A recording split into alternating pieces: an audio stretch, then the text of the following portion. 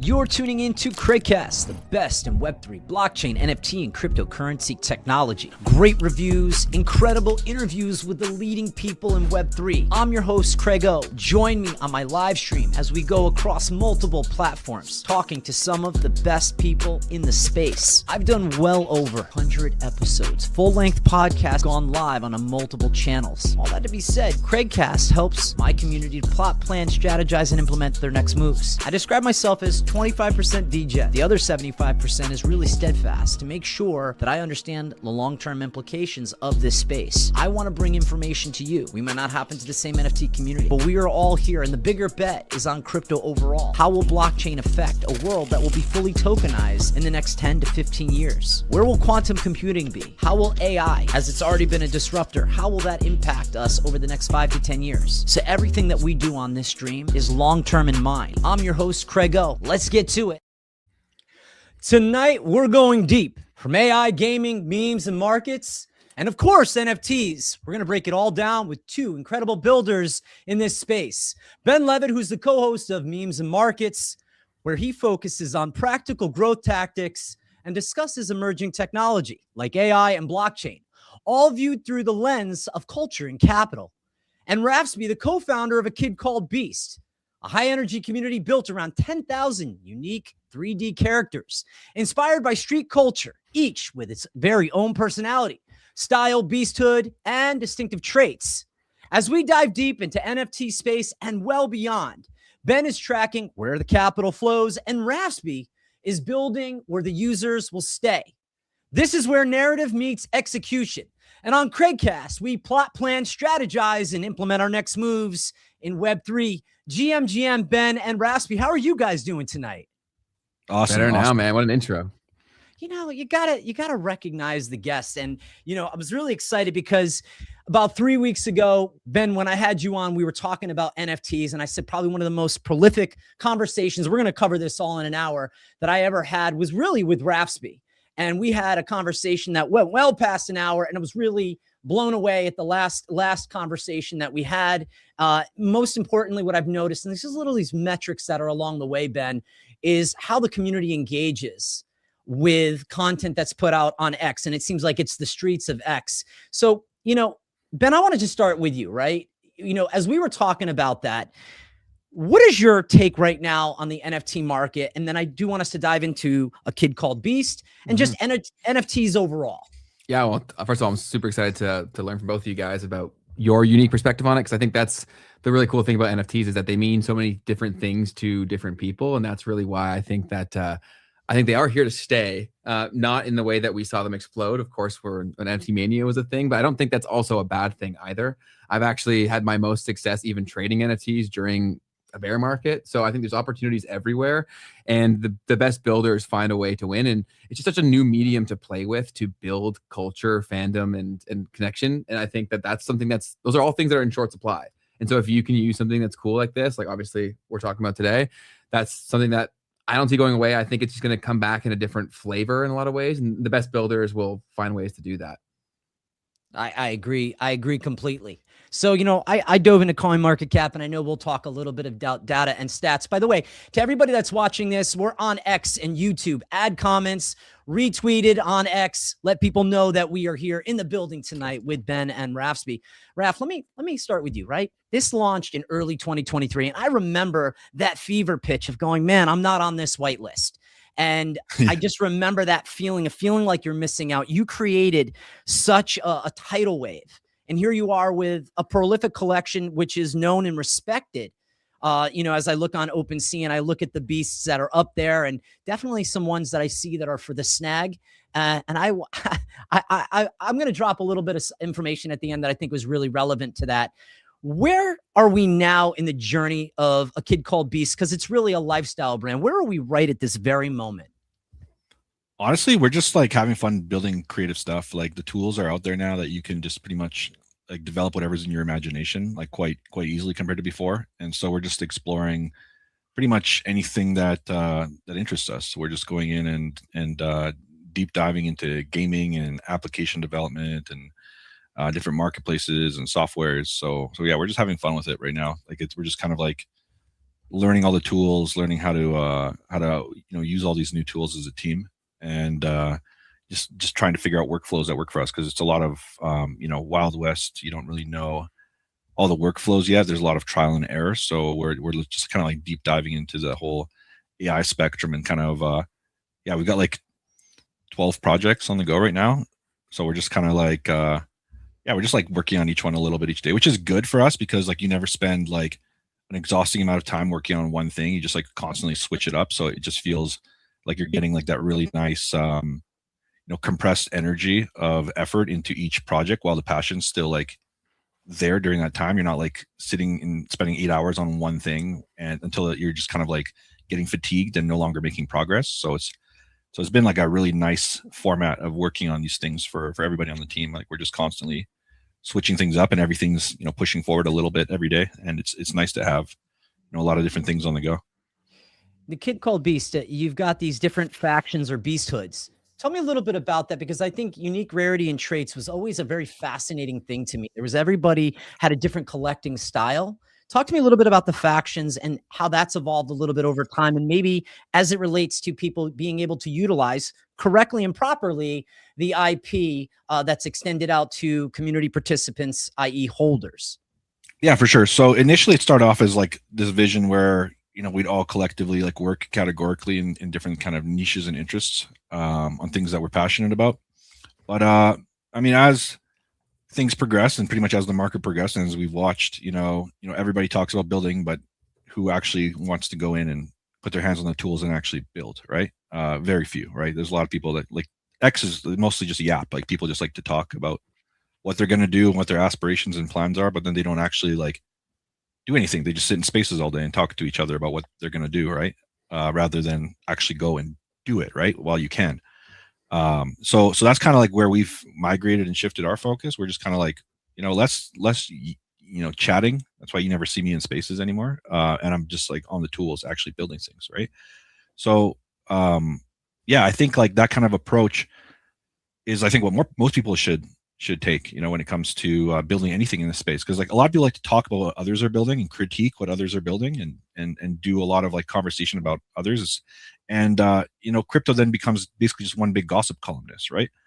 Where it's just basically like everybody just discussing what others are building and then critiquing what others are building. But like it's really a bunch of bench warmers critiquing what others are building, right? They're not learning about what they should be doing and trying to actively like contribute to that building pool where there's new ideas and more people working on new ideas. And so initially our idea was that everybody would kind of like participate, and we can split people into kind of categories like based off like niche interests. And over time, as things settled down, we found that it's just more like people now just pick stuff up that they vibe with, just like not necessarily to go do any profound things. Like they're not going to go pick up a robot looking beast just to go start coding. Like they may or may not. It's very loose now. It's like more just like people pick things for aesthetics, and if they find others that they gravitate towards that are into similar things, they can work on those things together. But I found like a lot of this stuff, like if you're not willing to go in and kind of do it on your own, it's going to be very difficult to find other people to do it with you. It's very much a solo sport.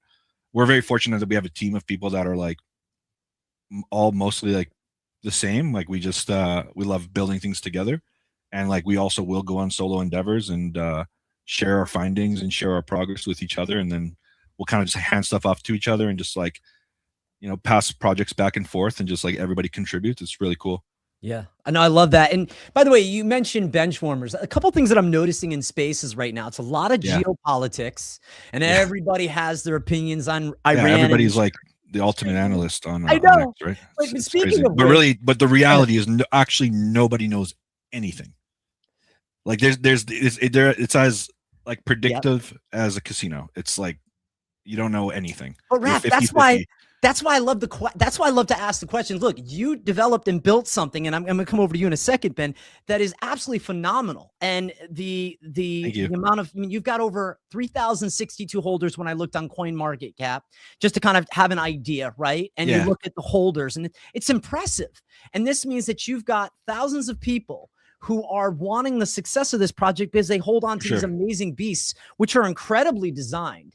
but it was really the momentum before launch that was really the thing that really kind of blew me away. And then when I reached out, you're like, sure, I'll pop on and just, have a conversation, some dialogue to really let people know, not only are you here and you're active every day, but yeah, I mean, speaking of bench warmers, it's either these wilding out spaces, these X spaces. And once it goes to yelling and disrespect, I'm out. Like, I want to have a conversation. I want to learn. I want to better myself as an interviewer. I want to learn from you guys. And by the way, speaking of Ben, right? Ben, your co-founder, co-host of Memes and Markets with Keith D. Tell me a little bit about your show and some of the things that you guys are talking about on your live streams.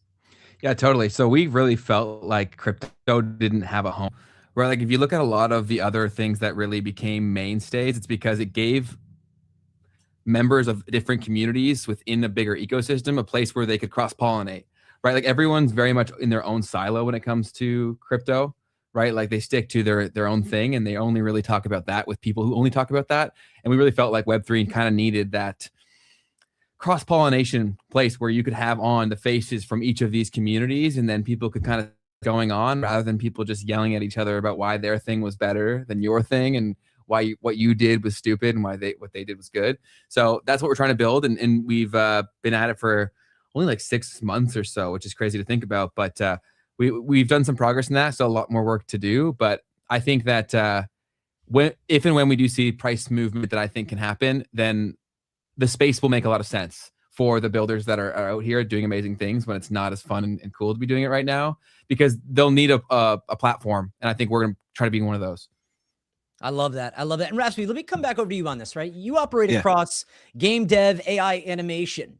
What part of the stack right now is giving you the most leverage at this very time? Oh, that's a tough question, because like everything's kind of like really, I mean, we're a creative agency, game dev, like I don't even know what you call it, Key Clubbies at this point. We're like a thing that we all just kind of work on, and we use a lot of creative technologies, but we also use a lot of like coding stuff, like a ton of coding stuff nowadays. So yeah, I mean, we leverage both equally, I would say, because like the creative goes hand in hand like with the coding side of things. Like, you need to be able to imagine, and have an imagination and be able to kind of like picture what you're trying to build and be able to iterate on visual components. But then you also have like the coding side of things where you can actually take infrastructure and use that to kind of build out the things in your imagination and actually make them function, not just be a static image or a static video, right? So yeah, it's I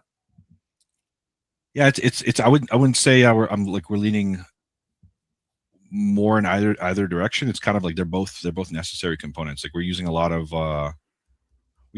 like traditional stuff too, like just 3D modeling and things like that as well too. So it's like, yeah, we're kind of just everyone's kind of just utilizing all their skill sets, like animation, like 3D texturing, 3D modeling. We're doing a lot of AI development, and then a lot of rendering just to get concepts out, because like you want to be able to use AI to like fast just run through 100 concepts really quickly, which like trying to do that in 3D modeling kind of format, that would take ages, weeks, months, to do some of the things you can do with AI. And what we're just trying to do is get to from a concept to a finished product much faster, and be able to test through a bunch of things that we can determine if we like them or not before we spend 1,000 hours on them. I love that. I love that. So I want to talk to you guys about, if we look kind of the finish line of this year, 2026 December, Rafsby, where is A Kid Called Beast? Where do you want it to be? If you're to wheel that forward, I mean, you've already got a very passionate community. The number of DMs that I got from people, hey, ask him this. And I'm like, no, this is my conversation. I'm going to do it the way I do it. It's my studio. I'm going to have a little fun in my regard. But where is A Kid Called Beast? And in December of 2026, where would you like to see it for the community? What are maybe 2 to 3 things that are really important to accomplish this year? Yeah, I want to launch a bunch of games, to be honest, because I think games are like a way to really bring people together. And like, I want to do a combination of like, more, I want to do a combination of casual games that anybody can pick up and play, but also games that are like a little bit more involved, for the real gamers. I just think games are just like a fun way to like create lore, create stories, create experiences that people can like reflect back on and just like laugh about. Like it's also, you know, very easy to make memes out of games and build lore and culture using games. So I think that's kind of the next frontier, because we have, you know, a fantastic community that builds a lot of really cool creative things with just imagery and like video, and like how do we take that to the next level? Like give them, you know, the ability to interact in environments and create things further, deeper, where it just becomes like you know, more of an interactive like world experience, not just you know, a character experience, right? Because I feel like in some ways, like, you know, we're obviously adapting with the technology, but I don't want to hit a cap like as a community of what our capabilities are in terms of like what the content looks like. I want to be able to like always be kind of pushing forward to like what's the next frontier, right? And I think the next thing is going to be, you know, a lot more people are going to be learning about, you know, how to code, how to develop things, how to take experiences from a static realm into like a more dynamic exploratory realm where you can actually go in and interact with things in like a 3D environment. I think that just makes, you know, a brand have much more sticking power when you can like really you know, memorize an experience based on not how it just like looks in the you know, a static frame. Yep. But like how it makes you feel like while you're interacting in that environment, right?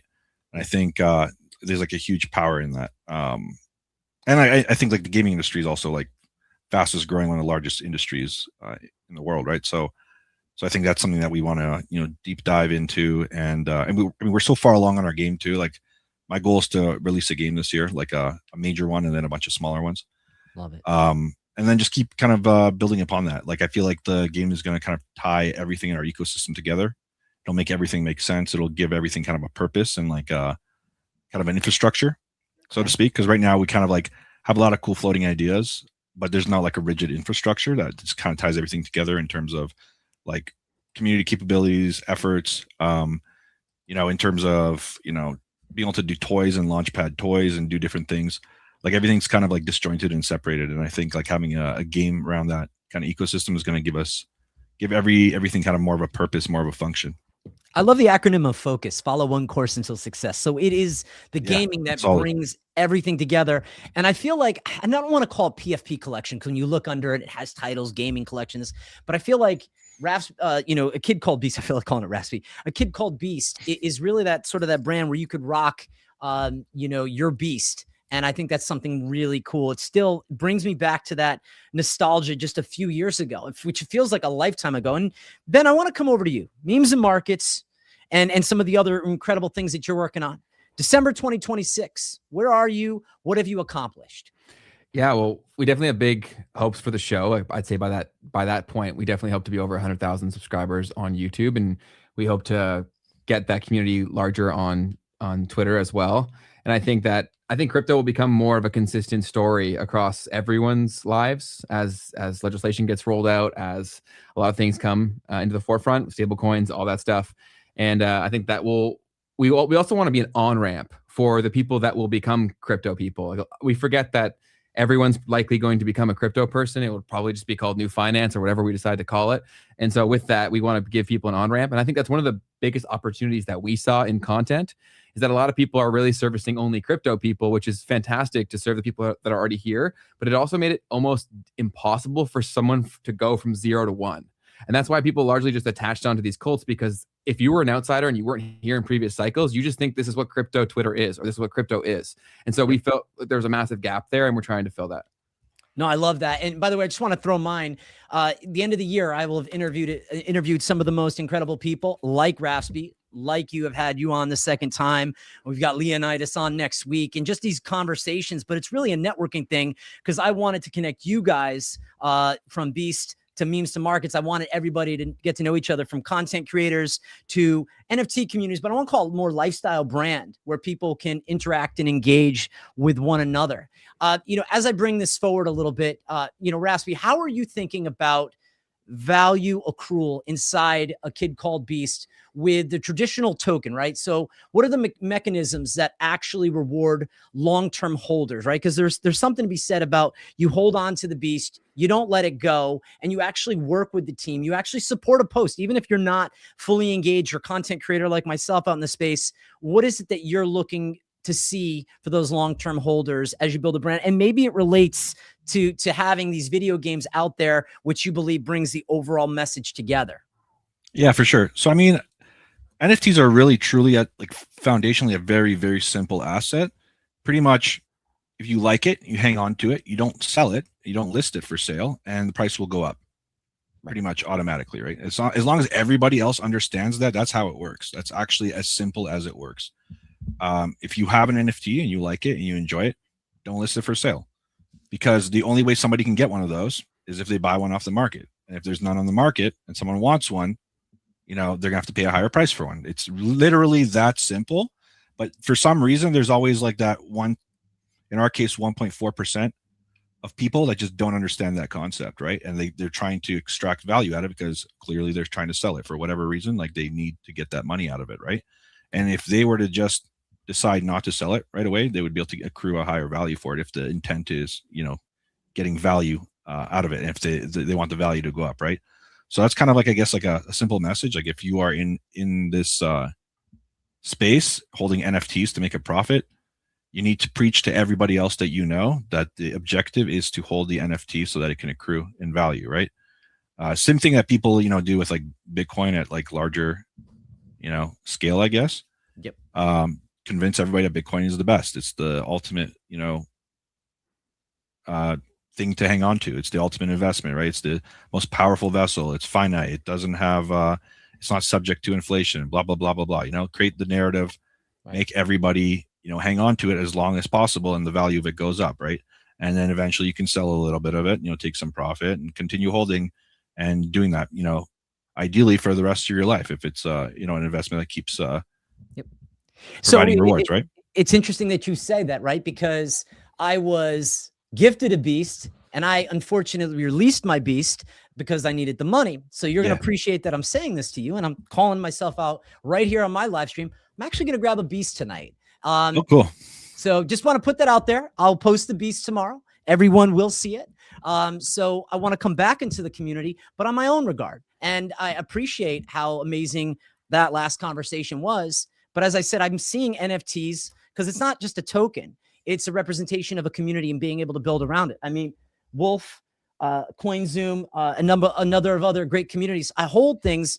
Great. If it goes up, you can make some money, you have duplicate. But at the end of the day, be a participant and add value to the community. Don't extract from the community. And benchwarm. Nobody likes benchwarmers, right? Like if you're going to do that, it doesn't really like necessarily like anybody can critique anything, you know, and have like a thing to say that's positive or negative about anything. But like, I mean, with all the tools and stuff out there, like we don't even need a benchwarmer to tell us what we're doing wrong. Like we could literally ask AI what we're doing wrong and probably get a much better, you know, constructive response so that we can improve ourselves on our own without a benchwarmer. Yeah. You know what I mean? So like it's better for them to like be more productive and just like invest their time into actually like finding ways to contribute. And we have a lot of, you know, great contributing members that are helping like teach people how to be creative, how to like, you know, develop their ideas further.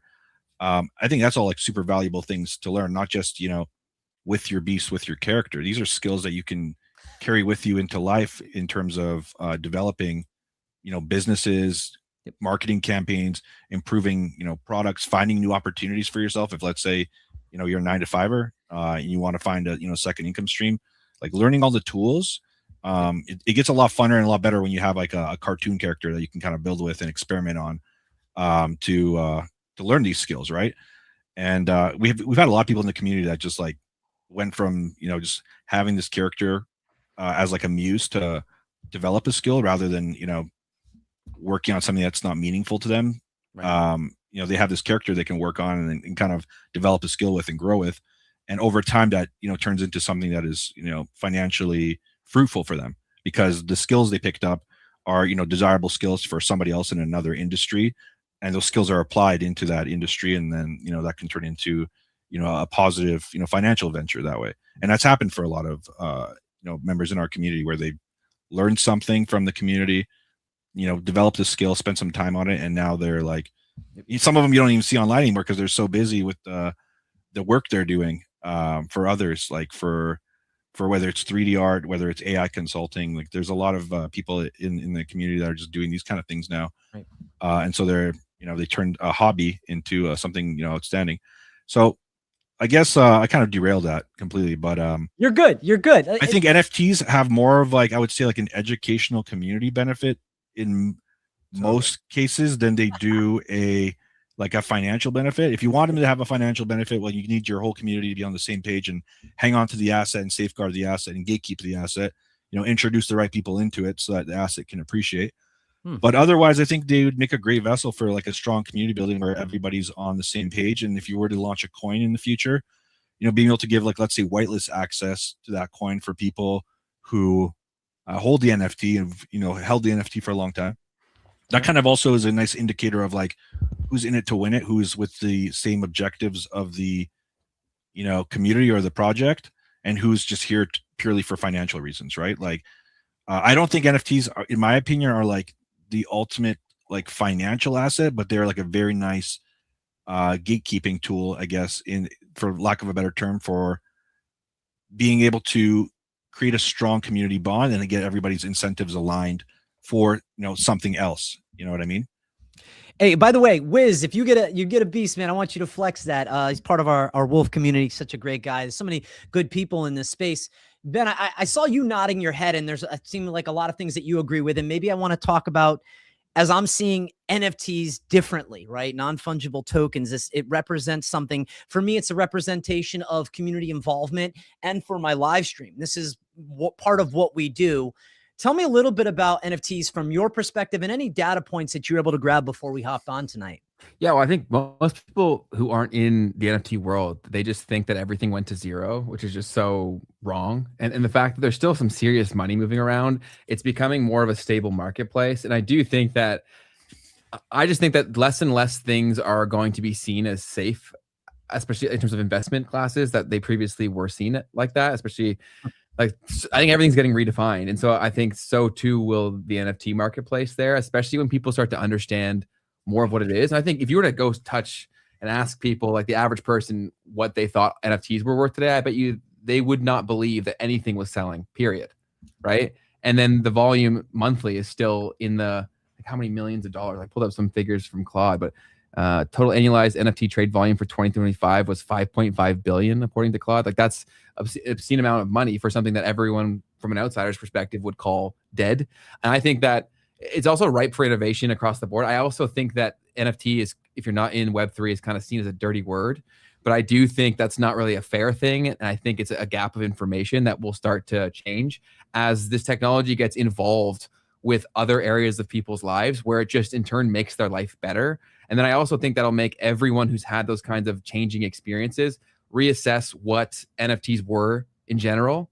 And it will completely change how the whole ecosystem is viewed and how people operate within it. So yeah, I'm still incredibly bullish on NFTs. I think that there's obviously amazing builders here operating. And I think gaming is also a massive thing. It's very weird to me that there's been clearly a messaging problem where a lot of gamers are very anti-NFT. But if you actually listen to most of the complaints that gamers have, NFTs are the perfect solution. Yeah, they really are. It's so funny. It's just, I guess, a gap of information. But I also think it's something that you get to have for, that grows in value, but it's also something more importantly to me where you're part of that community. But every time, I don't know about you guys. I mean, when's the last time we held $1? I held $20 in my hand the other day for the first time in months. And I'm looking at this and I'm like, I would rather have this in a digital asset, just as something as simple as that on the fly. Ben, you've worked with some of the biggest podcasters in the world. And one of the reasons for tonight's setup is I wanted to connect Memes and Markets, as I'll say again, with a kid called Beast Community. I would love for them to follow you. I would love for you to follow them because as we build the message louder and as Rafsby said, December 1st, 2026, there's going to be more games and there's going to be more involvement from a kid called Beast on the gaming side of things. And he believes that's going to loop things together. And I believe that. I mean, just again, you go back to when they were building that momentum, it was a palpable feeling. And it was, I think, for months. And, I have some good connections in this space and I could not get in for the life of me. Which is a good feeling, is to feel like while it's inclusive, there's an exclusivity to that and there's something special. It doesn't mean how much money you have, but it means that you got to know the right people. And that was that feeling that they were able to I want to say capitalize on in that regard, not money, but capitalize on that momentum. And the launch, probably one of the biggest. And I just remember that feeling as it was happening. And then after, just to be able to secure a conversation with you, Rafsby, was just really cool early on, in my live streams.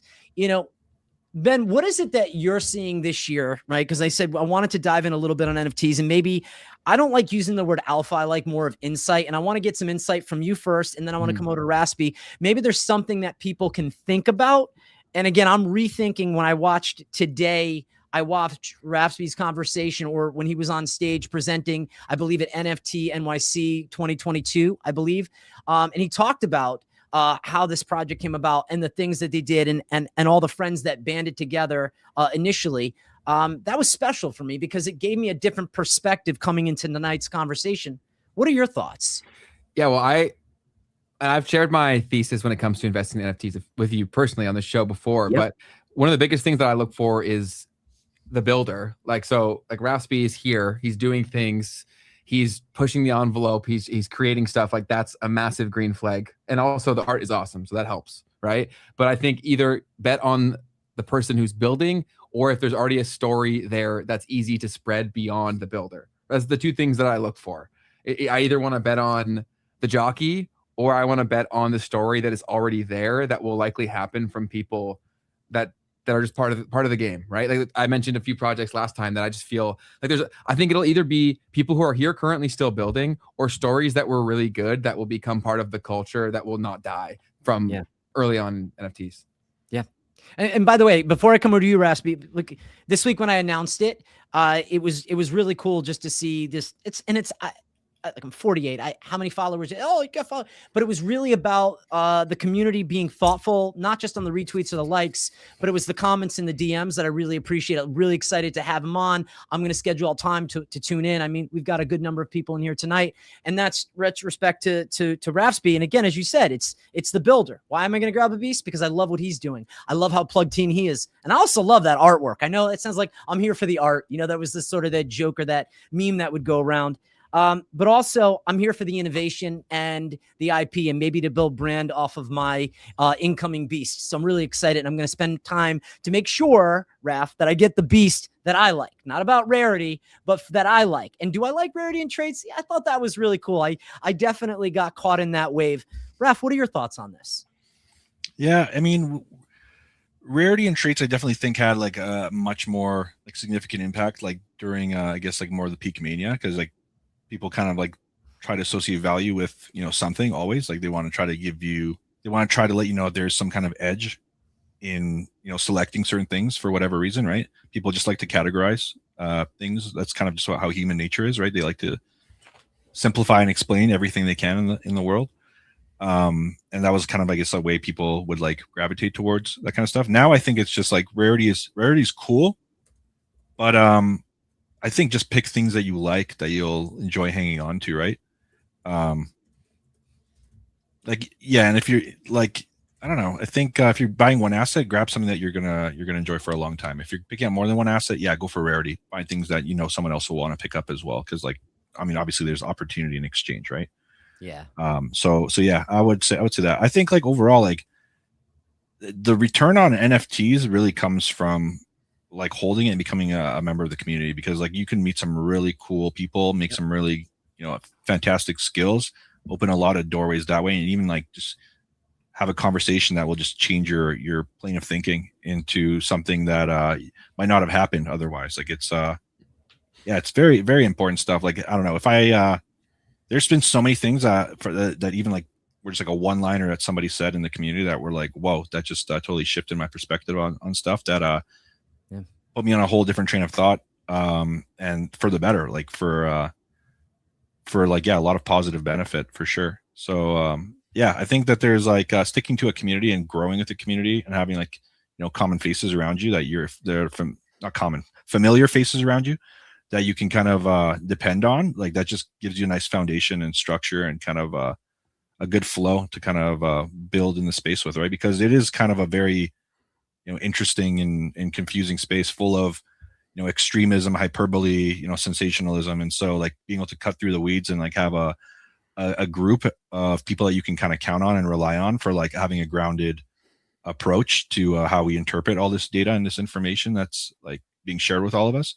I think that's like another good component of NFTs. Like, are these people like people that you kind of feel grounded with, like they have like a reasonable human approach to things, or you know what I mean, like versus like if you were to just go on X and just go as a solo traveler and just start reading headlines and tweets and all that stuff, like you could get lost in the mania. You could end up in a cult in a week if you're not careful.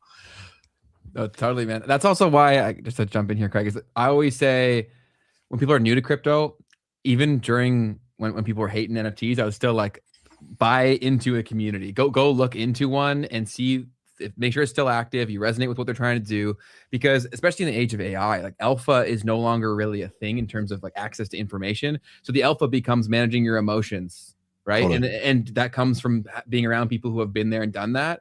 So like I think that's something that will be greater appreciated as time goes on. And I think this year will be big for that. By the way, I love, gentlemen, I don't know about you, I love that it's slow right now. What I mean by that is I'm not looking for, I think when things were moving fast, you're like, some in your mind, it was a balance between you want to have the right things and create something. Like, again, I've been doing this now for 5 years. But there's also a thing where you want to be able to make money in this space. But I love that it's slow, because any of the assets that I'm getting into and getting involved with, it's not about money. It's about the community. It's about building something long-term and bringing in other brands and services to be a part of it. I don't know, by the way, Rafsby, I know you had said that, token launches, it's funny. It seems like it just never ends well. It's kind of like the one night stand. Like, you'll never see me launch a token because it just, for me, never ends well when I look at how other people have done it. But with well intention, I would love the ideas of community meetups. I love the ideas of hoodies and brands. So when I grab my beast, I'm actually going to go and I'm going to get a beast so I can throw it the back here. I want to support the people who have come in and support me, who've showed me love early on. And Raf, you really did that. And I appreciate that from our last show. Hence why I said what I said.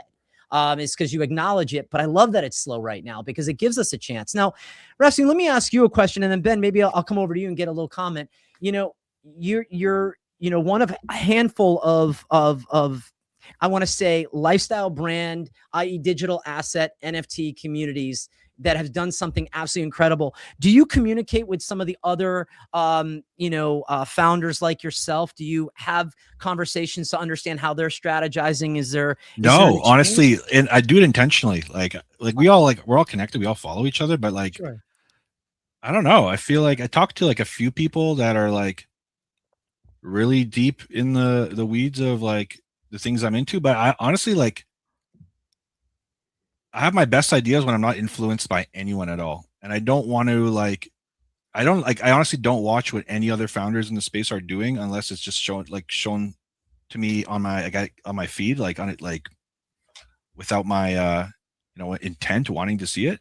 And I'll be like, oh yeah, that's cool. Like, good for them always, like every time. Right. Cause like someone's got to do something in this space. Cause it gets pretty bleak out there. Honestly, we had like thousands of projects and now we have like, feels like hundreds of projects, not even, honestly, like feels like some days it feels like there's like 10 projects out there, but I don't know. I just like, I don't pay attention to what anybody else is doing, to be honest. And I do that intentionally. It's kind of like, I know a lot of like artists and musicians and shit, they do the same thing. Like they don't want to see anybody else's craft. Cause like, you don't want to like subconsciously rip someone's idea off or like see something that might influence you to do something that you might not have done. It's better to just have like that root creativity and just kind of like,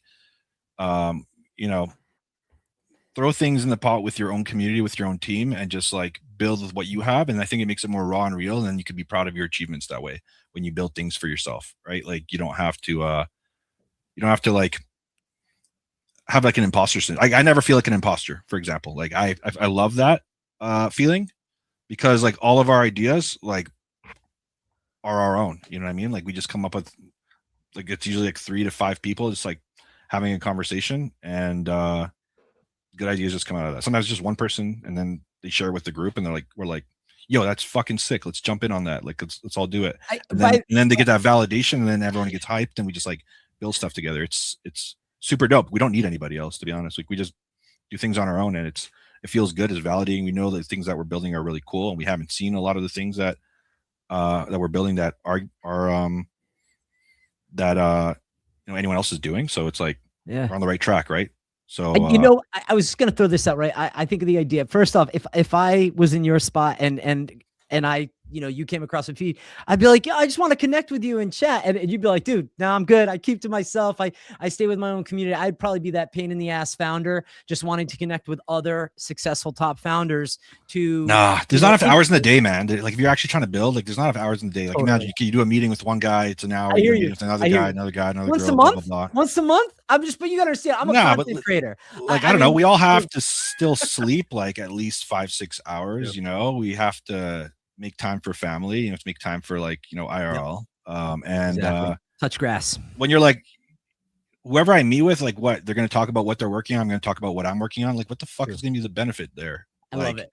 Nothing really. Honestly, it's going to be just like, you couldn't ask. By the way, achievement comparison or something. Like, I don't know. Like, Raf, nobody could ask for a better response from you as the community founder. Nobody. I mean, like, if there's ever a response that is so correctly rooted, it is your answer. I'm not saying not agree with it. I just know how I would move. Hence is why I'm not you. And you're doing what you've done. I've moved the way you've described before, and I can say from personal experience, like, I've talked to people that are like, love it, billionaires, and like the result of that is like, hey, congratulations, you're a billionaire. I am not. How do we like? Where? And they don't like. Billionaires don't care that you're not a billionaire. You know what I mean? Right. Like they're not going to help you try to become a billionaire. They're not going to like even necessarily give you good ideas. Like a lot of the time people are billionaires because they got some really good fucking ideas and they gatekeep them and they keep them to themselves so that they can stay a billionaire, or so that, they have like a moat around their ideas. Right. Like thankfully with AI, the moats are, shrinking.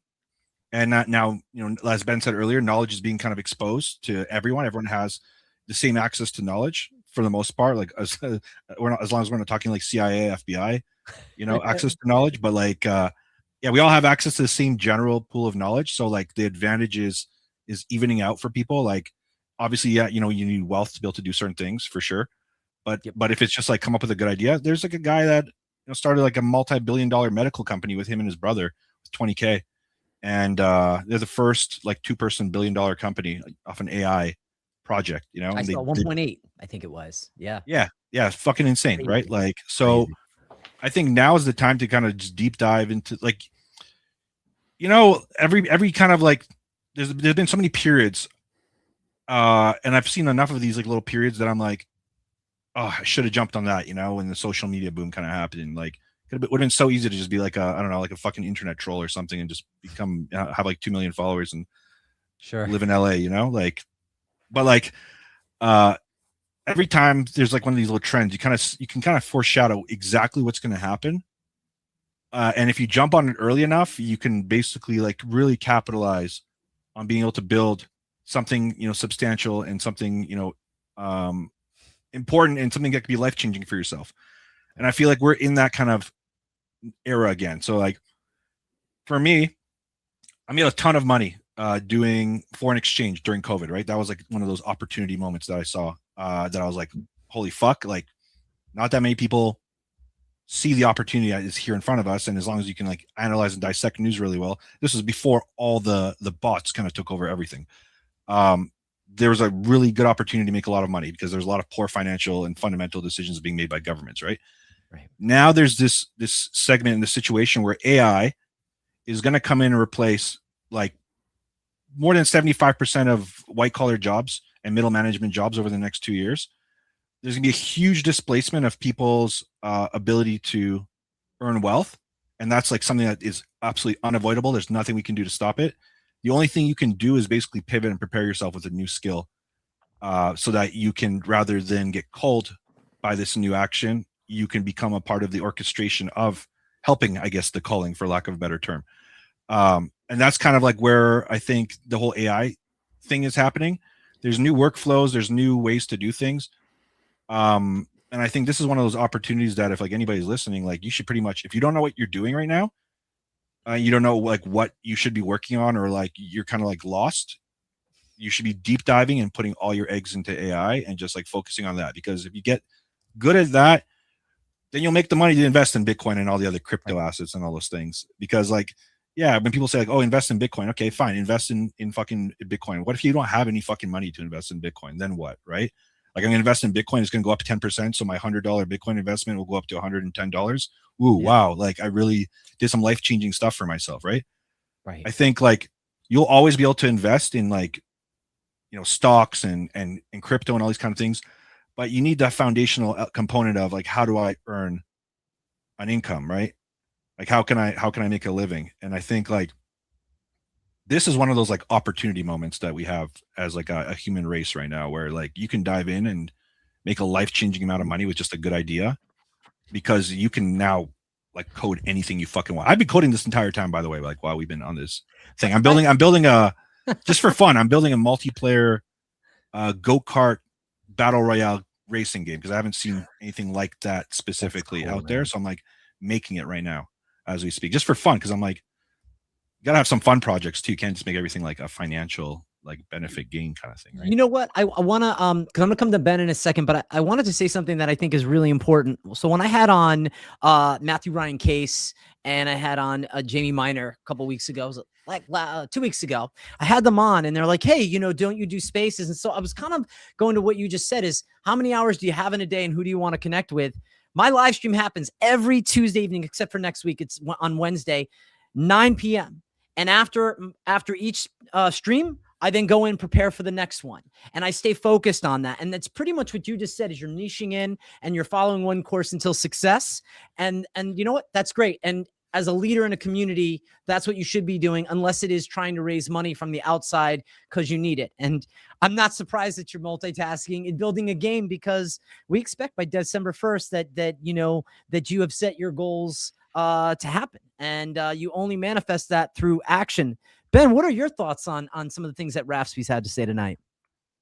Yeah, I think if you aren't aware that AI is a gold rush moment, then I think you should wake up, because it's happening. You know how many people there are though that are not aware? Like, it's so scary to me how few people are actually like taking it seriously and how aware they are. It's like, I completely agree with you, man. It's insane, dude. It's like, it feels like only 2% of the actual population of like everybody that you run into at a grocery store is actually like aware of what's happening. Oh, 110%. And I think that because we're building stuff every single day, we're very close to it. But no, you're right. Like, I was with my family yesterday and they talk about AI, but they have no clue what the trickle down effects of this means, right? Especially when they're using AI the way that they used Google Home before that, right? You know what I mean? Like, they're not like knowing what they're not grasping. No, and it's also I don't blame them for not understanding, but like, you're running out of time for that.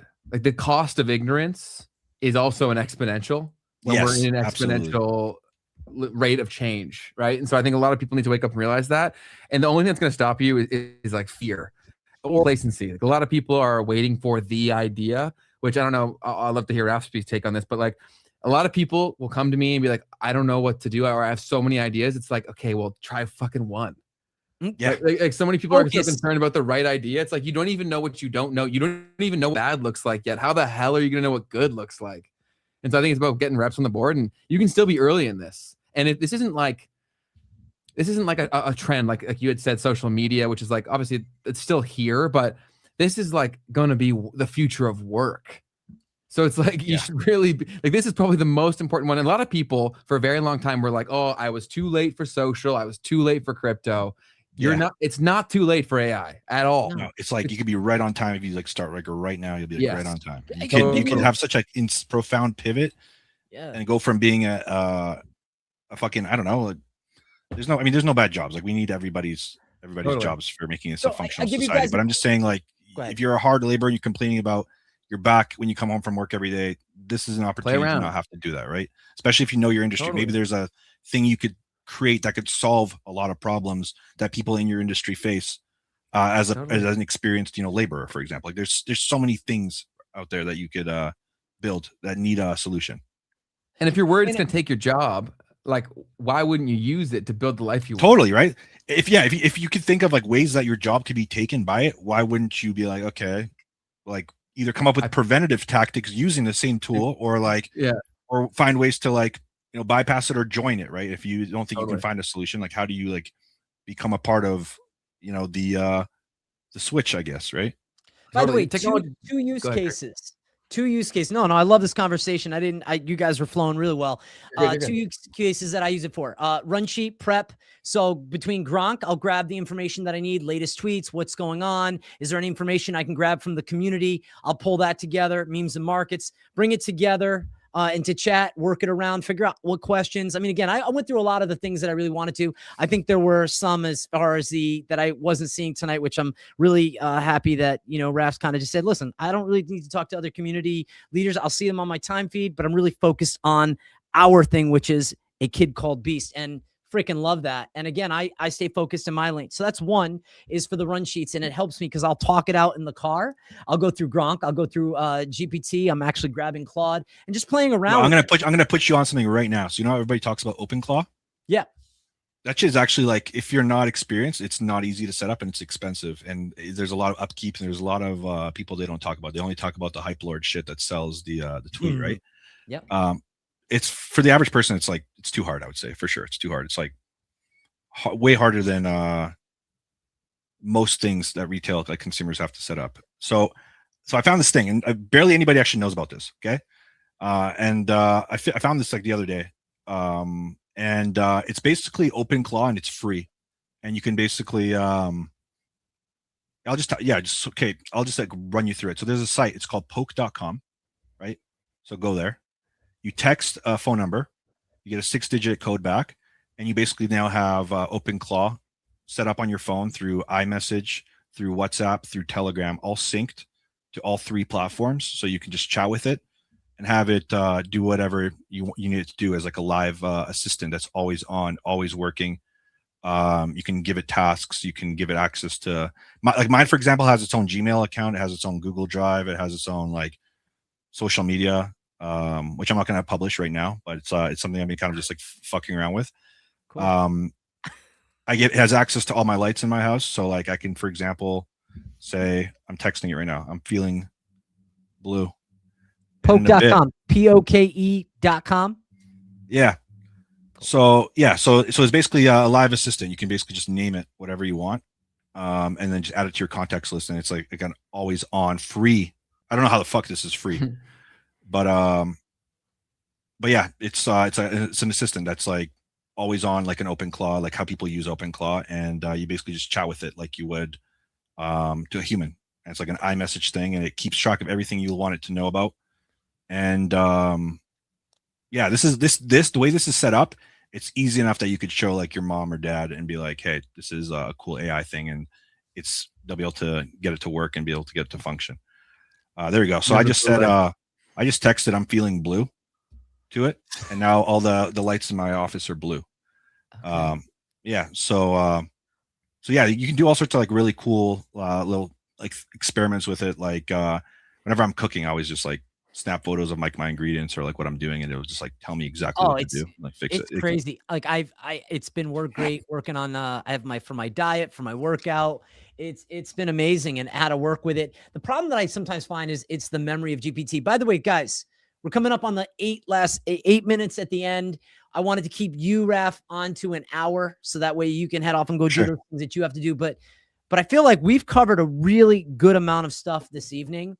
I think if there's anything that I maybe wanted to dive in, are there any community holders right now or participants, builders that you want to recognize? Maybe there's a product or service that they're utilizing their Beast IP with that at least we might be able to acknowledge. Honestly, I just like, if I start shouting out people and I miss somebody like on the spot, I don't even want to go down that. Let me ask you this question. Everyone knows who they are. There's so many good ones. Like I have to list off 100 plus people. Let me repivot that. Is there a food, a product, maybe a coffee? Is there something that caught your attention that, hey, that's really cool, without being super specific? Because I get you. I understand what you're saying with that. Honestly, like anything I've tried in like recent memory, like a branded product, nothing comes to mind, honestly.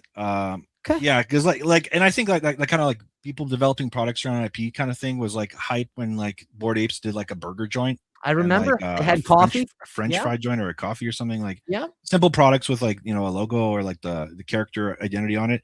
And I think that was cool like 3 years ago. But like, yeah, the landscape has definitely changed, like for sure. Like, um, yeah, and I know there's like a few people using like the beast for like different products and stuff. Yeah. But like for me to like endorse anything, I have to personally try it. And like if I haven't Totally. personally tried it, I'm not gonna like endorse anything because just like I don't believe in operating that way at all. Love it. I love it. Look, I'm so excited, Raph, for the things that you're going to accomplish this year.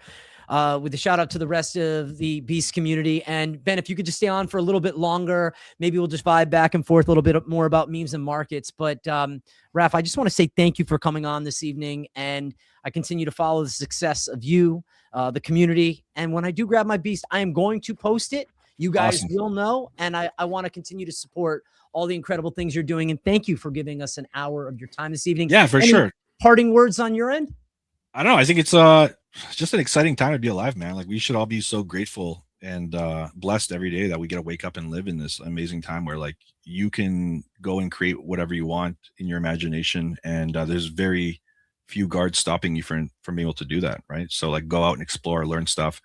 If you're stuck, like deep dive into this. It's a very, I would say the learning curve on like this AI stuff is pretty tiny compared to like having to go get trained for a whole new job if you're like planning on switching careers. This is like, you know, a good input versus output investment of time, in my opinion. I love it. I love it. Well, you know, look, Ben and I are going to stay on. We're going to talk maybe some strategy. I have a couple things on. I think this is my fourth book that I'm into this year, already at the beginning of the year. So I'm sticking to try to get to one book a month. The book before The Tipping Point, Revenge of the Tipping Point. You'll appreciate this. Raph, was actually The Changing World Order from Ray Dalio. Thank goodness for GPT, because I am not a techie guy, but it helped me out in so many ways. And Raph, let's stay in touch. Let me continue to support the message of what you guys are doing. We appreciate you, brother. Likewise. Have a great rest of the day, guys. And pleasure speaking to you guys. Take care. Right. Ciao. Have a good one. Bye-bye. You too. What's up, man? Not much. How you living? He was coding the whole time. I knew it. You know, I can always tell when attention is divided. Like I have my computer over here and I was like, but again, that's a builder. That's a founder. That's sort of the personality. I did not expect that question to come from me, which was, hey, do you communicate with any of these other, you know, founders like Bored Ape? And I was going to mention others, but I always want to balance it because A Kid Called Beast is really, you know, a good focus of tonight, along with kind of the overall NFT market. So maybe we can dive a little bit deeper. I'm going to pull up the CoinMarketCap because I wanted to kind of look at some of the collections, maybe talk a little bit about that with you. Sure. What were your thoughts on the conversation? Was there any new takeaway or a new reflection point? Was there something that surprised you, or is there something that felt similar? No, I think that, yeah, when you are a builder, that's just kind of how you operate. And so I think that if you're looking for a green flag for someone who's likely to be successful, it is stuff like that, right? In a day and age, like back in the day, people would always be like, okay, pick one thing and like only do that thing. Now I think it's the best builders are picking something that allows them to do many things because they realize the arbitrage opportunity on that gap, right? Like there's so many things that we're working on in the background that will soon be rolling out. And people will be like, how were you able to do all of this? And it's because of the things that Rafsby was talking about, right? Like there's this moment in time where your competition is still in a job likely, right? Like there's going to be some amazing people that are going to get fired and then they're going to enter the entrepreneurial game. And so if you've ever had the inclination, it's a good time to start. And you can start with a small problem and scale up. 100%. And it's so funny. I think I moved the screen away from me. So Sam, if you're able to move that screen back, that would be amazing. It's funny. I try to put it over into the teleprompter so I could look at you. You can see me. I can't see you, but that's fine. I don't need to. I mean, you're good. I got you. I know what you look like. But it was funny. I was looking through CoinMarketCap, right? Mm-hmm. And then maybe we can look at some other collections. Owners, 3,067. You look at, thanks, Sam. You look at total volume. I mean, it's incredible because in today's dollars, 24,000 Ethereum is around $50 million. So for any project to do that is incredible. And then you look at the the sales average price, offer price, and it gets really interesting. It kind of breaks it down from there. And maybe I kind of wanted to do this little deep dive after. I didn't want to kind of analyze his project and others and kind of say, hey, which other ones are you excited by? Because again, I am getting a beast tonight. And I'll share something that was really cool and it's a story. I probably would have shared it when he was on, but I was just getting started. I hadn't really interviewed any notable people. And he's like, I'm like, hey, can I get you to retweet my, the promotion? He's like, no. He's like, look, if I like the conversation, and I love how straightforward he is. And, he's able to remove emotion from the situation. And he's like, no, if I like it, I'll retweet it. Not only did he retweet it at the end, not only did he stay, and why I wanted to respect his boundary of an hour tonight is because he's doing his thing. We got an hour of time to be able to connect him for hear a little bit about, and of course, the Beast community, to know how crazy I am about you and Keith over at Memes and Market. Shout out to you, Keith. But he also gave 2 hours of his time. And then at the end, he gifted me and my other two co-hosts each a Beast. And so he kind of was like throwing, he was like, look, when you have a beast, you don't let a beast go. And I said, look, I had the beast release program. I saw some extra money. I needed it at the end of the year. What do you want me to do? Now, today was tax day. I was able to kind of go through and figure it's like, oh, I'm all right. I'm going to pick up a beast. And I'm going to pick up that beast. I'm going to hold it and respect it. But more importantly, it's letting the community of everybody who tuned in tonight to hear from you, to hear from me. And we appreciate that. And that's what it's about, because Memes and Markets, your goal at the end of the year, and I listen very clearly, is 100,000 followers. I mean, look, Keith D, who you work with day in and day out, 200 over 200,000 followers now, does some of the best content. He got me, your partner got me doing geopolitics. And when I talk about around finance and thinking outside of just the rail of DeFi. And that's pretty cool. So maybe for the next 15 or 20 minutes, if we can, if you're up for it, Ben, grab CoinMarketCap. Let's look at some things and see if we can spot trends. I think for me, I think holder ratio is really important. So the top 10 holders, how much of the position are they holding in comparison to, so say for instance, we've got 3,067. If the top 50 holders are holding 80% of the collection, I don't love that. No. So let's talk a little bit about that, because I want people to be excited for digital assets, i.e. NFTs, and really appreciate what they're going to hold. But as Rafsby said, and then I'm going to let you go. As Rafsby said, he's like, look, you hold it knowing that if you hold it long enough, the benefit is that it will go up in value. But if you're holding it to look to sell it, well, then you might want to rethink your thesis. Don't you love that word? It's good. Makes you sound smart for sure. Yeah. But I think it's so circumstantial. Like a lot of even the numbers that you look at, because a lot of the rules of the road are getting built as we speak. So like, I still think that even a lot of people, how they assess things, in my opinion, I always try to front run social things that will move, right? Like I try to basically run through scenarios in my head where I'm having conversations that will be had down the line from thinking through this leads to this, which leads to this, which leads to this. So I wouldn't let like any one number necessarily scare you away, because it all depends on your goal, right? But I do think that what he had shared was like being around a community that you actually want to vibe with. If you're planning to hold it long term, that should be a no-brainer, because the conviction that people have and what they own is going to largely dictate what you can eventually sell it for down the line. So it depends how you want to play this. Like there's some stuff that I hold for a very long time, and there's some stuff that I flip. So it totally depends how you want to play the game. Okay, let's talk about what you're holding right now. Maybe just, and again, I'm always like security through obscurity. So I'm not saying let's talk about everything that you hold, but let's talk about one or two items. For me, art blocks, I have 2 Peter Pasmas. So it's art blocks. Pretty cool collection. I'd love to get a Chromie Squiggle. So maybe we could talk a little bit about that. But, let's talk about one of the collections. Let's look it up and kind of dive in a little bit if we can. Yeah, I think Good Vibes Club is one that I mentioned to you before. Yeah, and I still believe in them a lot.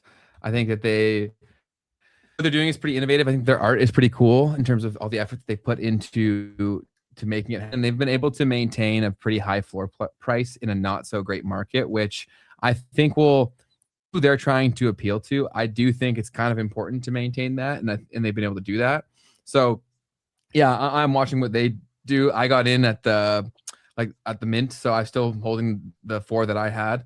So that's cool. And then I also love the older legacy, if you can use that word, projects from the first crazy NFT mania. I still think that there will be some phoenixes rising from the ashes, which I'm taking that directly from Let's Pudgy. do this. Let's do this if we can. So I'm Yeah. looking at CoinMarketCap right now. Okay. And let's kind of educate ourselves together. Just have a little bit of fun here. So Good Vibes Club, I see right now, it's a collection of 6,969 items. And I've seen this collection before. Current owners, 1,535. Okay. Let's talk about that ratio of items to owners. And then let's maybe expand upon that. Well, yeah, feel free to do that. I don't read too much into that because that's also an incredibly new project, right? Like that minted in 2025, I believe it was. Like it was only last year. And so that does play into the equation quite a bit. But I would just say for anyone, go look who they've worked with in the past and who they are, who they're also connected with. So that's really my conviction there. That's partnership with Super Rare. I see it. I believe Super Rare is their, like that was the studio that Super Rare. But yeah, they've just been around for a very long time, and they're not trying to do a pump and dump here, which I do think that there's going to be so many people that I think are going to come into money quickly from doing these AI things that we're referring to. And I just think that the people that are going to win in a very big way, where even if they put their fun, dumb money into something like this, I just think that this will happen a lot more. Where for my generation, I guess like they're still doing this. A lot of my buddies, when they made their first bit of money, they went and bought a watch, right? I think that a lot of people will start buying NFTs as their dumb thing, right? Because the more time that we're spending online, I just think that that's going to be something. And also, if let's say there is more stuff going on in the streets, right, where you could potentially get mugged or whatever, like it's very unlikely they're going to mug you for your NFT. You know what I mean? So people might also see it as more of a safer store of value in that way as well. That's more, I mean, the wrench attack in that regard is probably out in the streets. It's a little more time consuming, right? Yeah. Like, hold on. Is it a 12 or 24 word secret? You better get it right. Yeah. But, all right. So since maybe I'm not asking the right questions, right? Just along the it's totally dependent on what you want to do. I just don't think that it makes that much sense to look at charts. Like even in crypto right now, like there's people who obsess over charts when I don't think the charts matter that much when there are human beings moving the charts. So I study the human beings that I know have the influence to then move the charts, because all of these are just social phenomena. Even money itself is like a social phenomenon. So let me reposition this then. I'm looking at their X page. All right. So let's talk about social currency, because that was always my thing. I don't love tokenomics, but I want to understand when you say of partnerships, I love the branding. I think these things are really cool. But let's kind of expand on Good Vibes Club for a minute. And again, maybe it's just overall someone that comes in and how they'll think about it. Because again, watching Rafsby's speech at NFT really gave me just kind of I already had a refreshed look, but I think it kind of refaced that a little bit. So what excites you here? I'm looking at their X page. So I can explain it to you pretty simply. So please, their current community is already people who are going to be lifelong NFT people. Like the communities that they went into that gave access to the mint, they are serious people who enjoy this endeavor, and they're not going. Okay. So even though that there may not be that many wallets that are holding a lot of the supply. That was what I was thinking. Funny, you beat me to it. That's not really a problematic to me because of who those people are, in my opinion. And then two, I think that they are one of the most primed for non-crypto people to be onboarded onto this, because I think they're at the perfect sweet spot where I think a lot of people will kind of see them as like the Bored Ape of this cycle kind of thing, the darling of it. And it's at a price point enough where, yeah, it's kind of crazy in a lot of people's mind to spend, what would it be, like $1,400 right now on a PFP.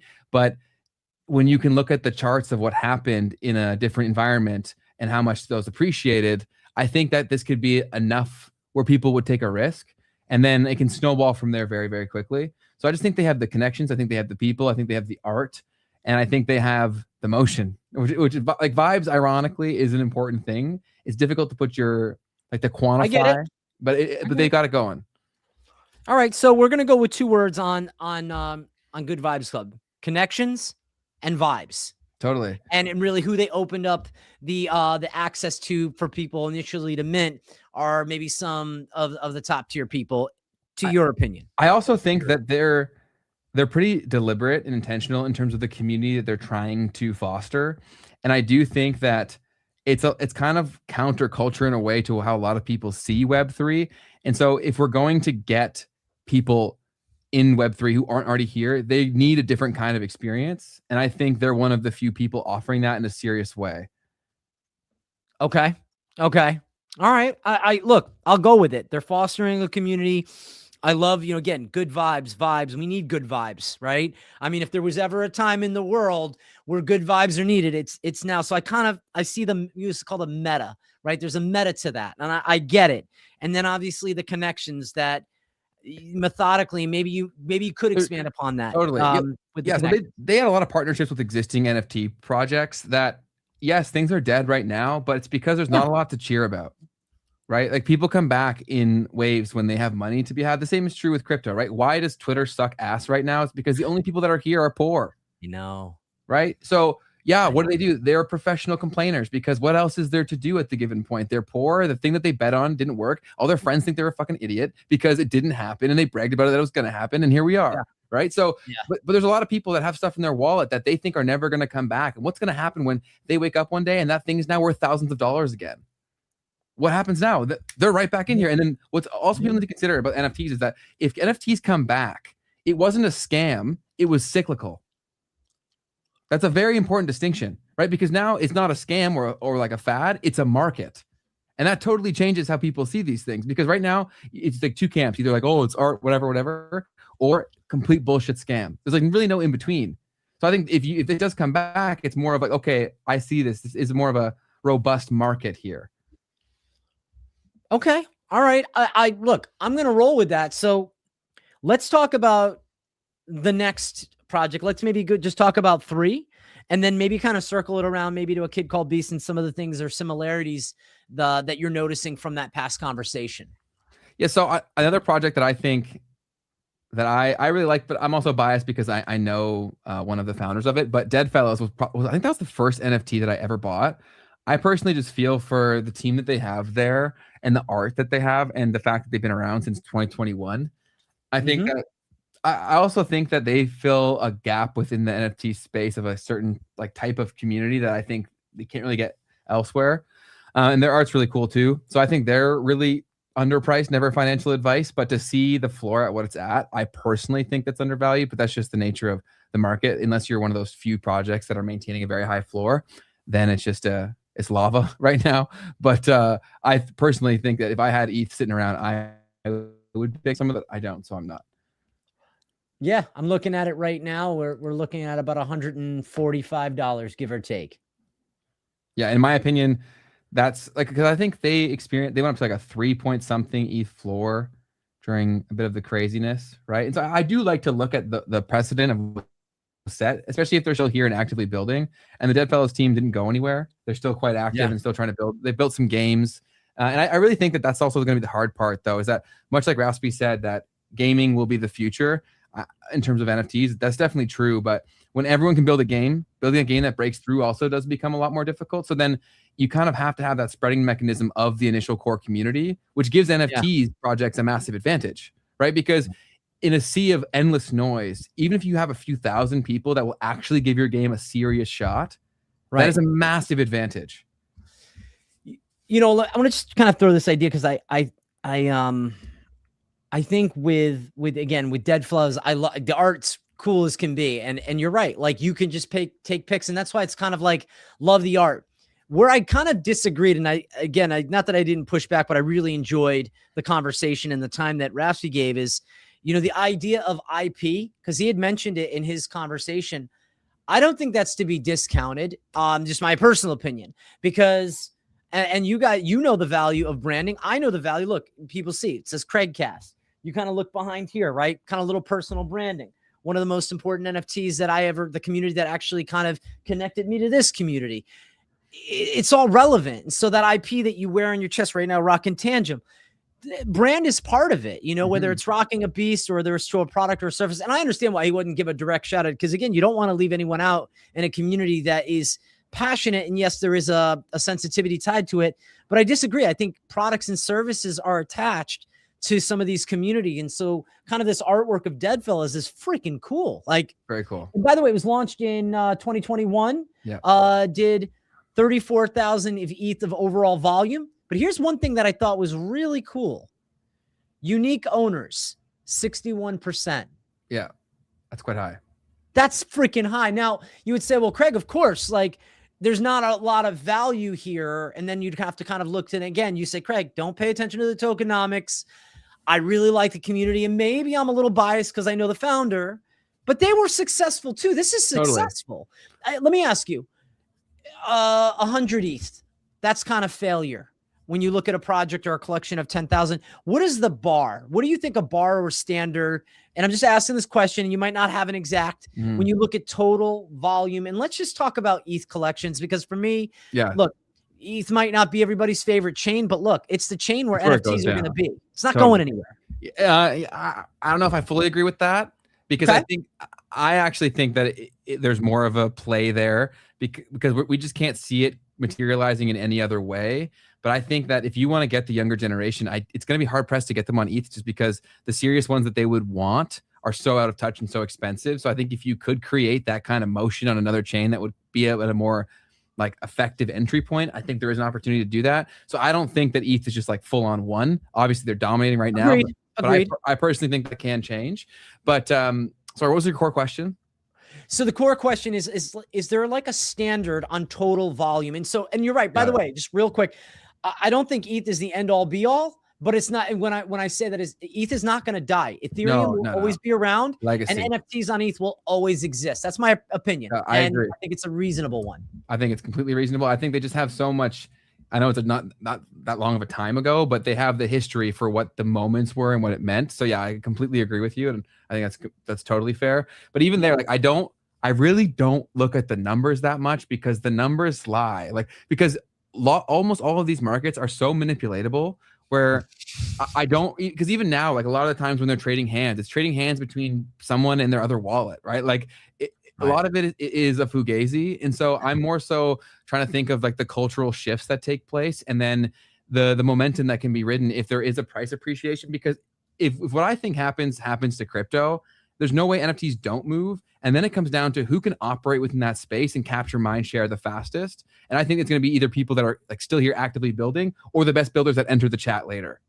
And by the way, Jody, shout out to you. I agree. Look, Rafsby and the community overall, because it's not just the founder, it's the active, engaged community that really is also the core point, is that it's building around. So a founder or the founders create something, and then in Web3 or DeFi, it expands from the community holding the value, building the value. We say work for the bag, safe the bag, meaning keep it safe, and build the bag, right?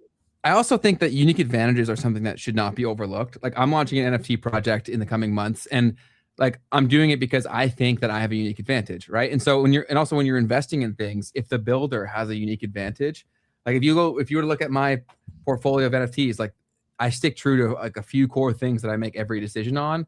And it's because I did it last cycle when I had almost no money, and my hit rate was pretty damn high. And so then I was like, okay, this thesis thing that I'm doing, like I am decent at projecting things, so I'm going to stick true to that. Of course, it wasn't perfect, but I think that you've also got to have your own conviction in whatever you decide to put your money in. Because my hit rate when it's my decision is so much higher than when I listened or got FOMO. Like my FOMO rate of when I bought something because I was like, oh, I better do this now, is almost zero. Like I've lost so much money trying to chase that. Ben, where have you been in my life? By the way, I can't wait to learn about that project when the time is for you to talk about it publicly, and however I can share and amplify your message, because you understand, like social currency. Hence why I said to Rafsby, I said, man, I wouldn't be your typical founder. I'd be a pain in the ass. Like I think there's equal parts of networking, which you and I know very well. And then there's equal parts of putting your head down and building. And again, he was coding when we were connected with him, which I love. Like that's just who he is. And you've earned that ability. 3. And by the way, so I asked, and I just wanted to come back to this question because people were probably tuning in. total volume of, say, just Ethereum. So we just kind of look at it as 34,000 for Dead Fellows collection.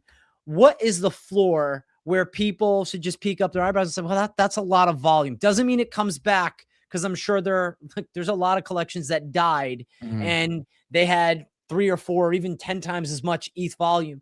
But does that matter at all, or no? We should just throw that away, throw that thinking out of the table. I'm probably not the guy to listen to, but like, I honestly don't care about the numbers all that much. I am more so concerned with what are they doing and how many people are still there.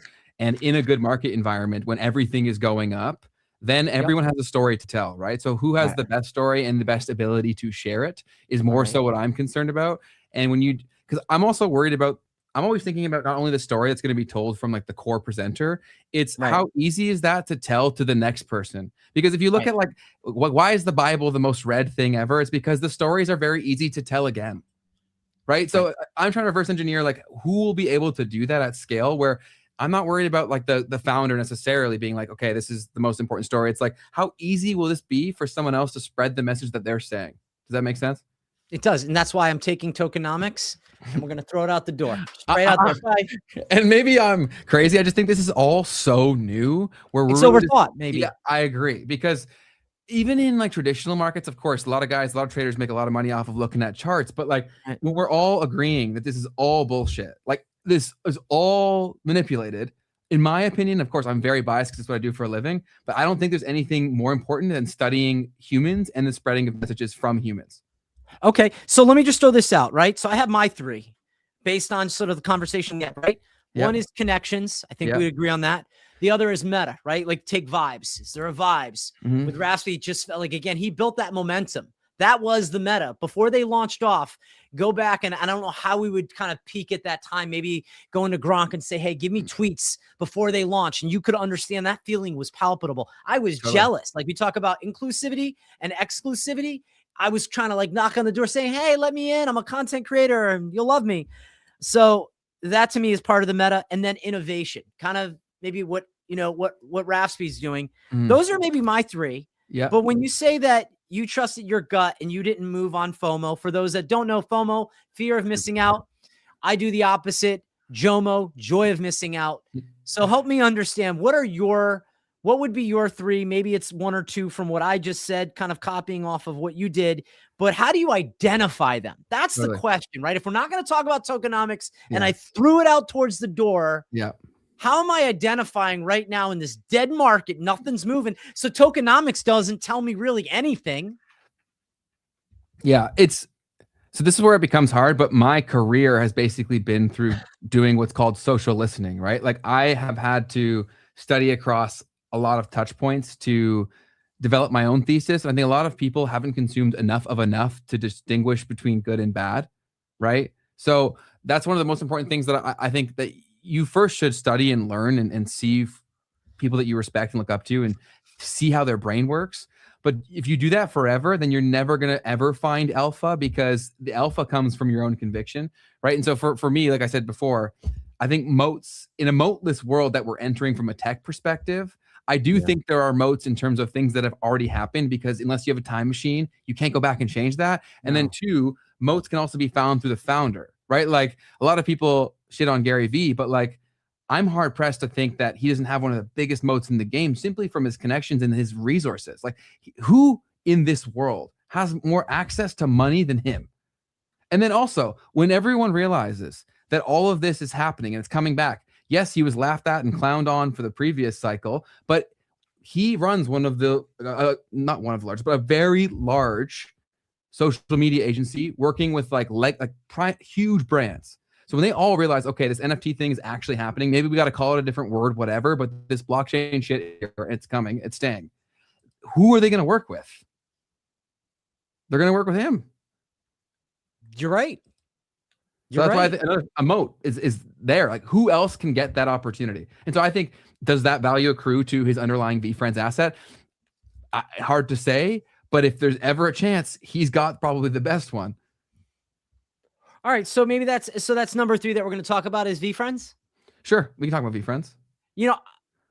I really thought was kind of cool about how look, he already had the social currency and then some. I mean, at that point, like I don't know, maybe I've evolved when I say I outgrew Gary, and no disrespect, but I remember he was it's one of those totally fair. people that really captivated me. And we're about the same age, but I think as I kind of dived in, I understood that rightfully so, he was taking advantage of that time. Rightfully so. I said rightfully so.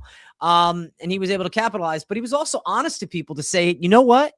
He's like 99.9% of NFTs right now are gonna drop by 99%, thereabouts. Like it's going to be a bloodbath.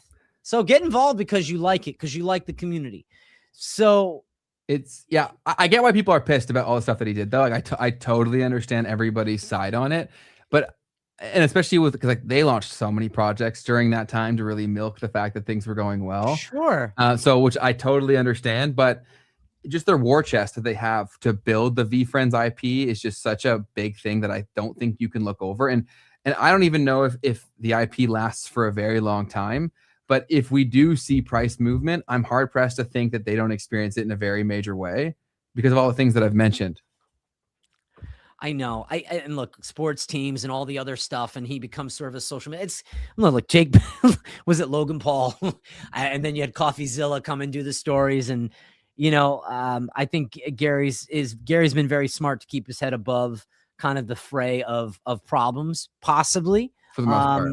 I don't think he'll find himself in that drama. I think he's been smart enough to avoid that. I think there are certain moves that make, but look, even with CoffeeZilla, your brand, and by the way, super talented. And I think about persona, like I think about you and Keith and how you guys present yourselves and how you interview and, watching sort of that connection. But let's keep in mind that CoffeeZilla, if there weren't people doing the wrong things, what would his brand look like? So if you didn't have people that you couldn't exploit off of their ability to exploit others, right? So it kind of feeds up to the top. And I like his content, but let's be clear that it allowed him to buy a $10 million studio and to do all of these incredible things and probably to become, I would think, if you have a $10 million studio, fairly wealthy. My studio's a fraction of a fraction of a fraction of a fraction of that. So big shout out to you, Zilla. So I think there's definitely some things, 3 collections to look at: Good Vibes Clubs, VFriends, Dead Fellas. On VFriends, one last thing before we wrap up is that, so if you were to go look at all the stuff that he's done, like I understand that for someone who doesn't understand IP that well, there'd be a lot that you'd think is bad, right? Like if you go look at the core collection, it's doodles, right? And you're like, okay, like this looks so stupid. Who's buying something this ugly? It's part of the lore, right? It's part of the story. And he also very deliberately involved lore building elements throughout the development of everything that they're doing to give things for people to talk about. And he also has so many different alignment vehicles with like the IP. And also, as the world gets more and more crazy, he really built his IP around good values. So I think a lot of parents are going to be very cool with them watching this content once they get that content right. I will say that they haven't nailed like a cartoon yet or anything like that, but if they do, right, I do think that they could crush it because there's so much brainwashing going on to the youth on a lot of things. Like I have buddies who now have kids and they're like, I have to really watch what it is that they're watching because a lot of times there's like these crazy messages built into it, where I think that Gary has built up enough goodwill where people would probably trust it because the core thesis for VFriends in general was those values that he carries with him. So it sounds like really corny on the outfront, like when you look at their stuff. No. But when you time it with the world and what's happening, I could see a scenario where it's successful. Okay, so can I just say right now, if we're not looking at charts, and again, as we said tonight, and by the way, if you're not following Memes and Markets and you're not following Ben Leavitt or Keith D, out of your mind, go give them a follow. I appreciate everybody who's been in here tonight. Retweet this space, comment, send Ben a DM, but check them out at Memes and Markets. All right, so let's say brand trust is one of your 3. I said connections, meta, innovations. If we're not looking at tokenomics, let's talk. We got brand trust that you just mentioned with VFriends. What are the other 2? Yeah, the founder, right? We talked about that before. Yep. The founder is a super important part, and then like story that because you can't fake a story, right? It either happened or it didn't, especially because the internet is the ultimate time machine, right? Like you do a dumb tweet when you're 12 and you're like screwed for it later. Like that's just part of it, right? So if you have that going, you don't have to manufacture the story. You just have to keep telling it, right? And if there's already people who are involved in spreading that story after the fact, like that becomes a good story. And people love a comeback story, right? Yep. They just do. And so a lot of these projects, as long as they're still here and building, we'll have the opportunity to tell a good story. So that's like the three pieces there. No, I love that. I love that. So maybe we just kind of include all these: brand trust, the founder, the story. Because again, tonight, why am I going to go spend $400-500 on a kid called Beast? It's because of Rafsby. Rafsby, it's the founder. Identify why. So brand trust, founder, story, connections, meta, innovations. Those are 6. And you can run them through GPT, Gronk, and you can say, you know, hey, I'm thinking about picking up this collection. I like it. I don't know why I want to spend my money here. But holding that dollar bill, every time I hold it, I'm like, why am I doing this? This should be a digital asset. This should be something else other than this thing that continues to lose value. I'm just excited to support your journey. And, Likewise. you know, as I say, as a digital friend, but also as somebody building a good bridge with you, I want to continue to support the success of Memes and Markets, you and Keith, because you guys gave me a refreshed way to think about how I'm putting my content out there and what I'm doing. And one of the reasons why I'm doing these live streams every week is because of some of the things that you guys have been doing through your video content, man. Love it. Appreciate it. Yeah, we definitely are here to support you too. So yeah, anything we can do, let us know. And there was a great comment there about saying the community piece matters too, 110%. I agree with that, because who's aligned with aligned incentives are an incredibly powerful thing. And so if you have some killers in a community that are very passionate about it, the aligned incentives can be really, really powerful. So yeah, Joey, that's definitely fair. Yep. And by the way, Joey, when I do pick up that beast, I'm going to post it. I'm going to grab it, and I'm going to make sure to safe the bag, to work for the bag, and build it. So those are my thoughts. Thanks so much for spending, 10:30. So a nice hour and a half. We got a great conversation. I appreciate it. Rafsby for coming on. That's a new connection that I think you guys will have. By the way, Beast community, if you're on here and you're tuning in, go give Ben a follow, give Memes and Markets a follow, Keith D.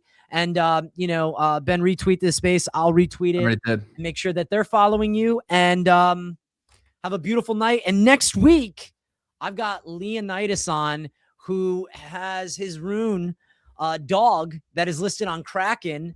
And I keep picking up those stones. So there's a lot of cool things, a lot of conversation around airdrop. But you want to talk about a passionate community? That's another one. And memes and NFTs, i.e. ordinals on Bitcoin, the inscriptions. Really excited to dive in with him and learn more, man.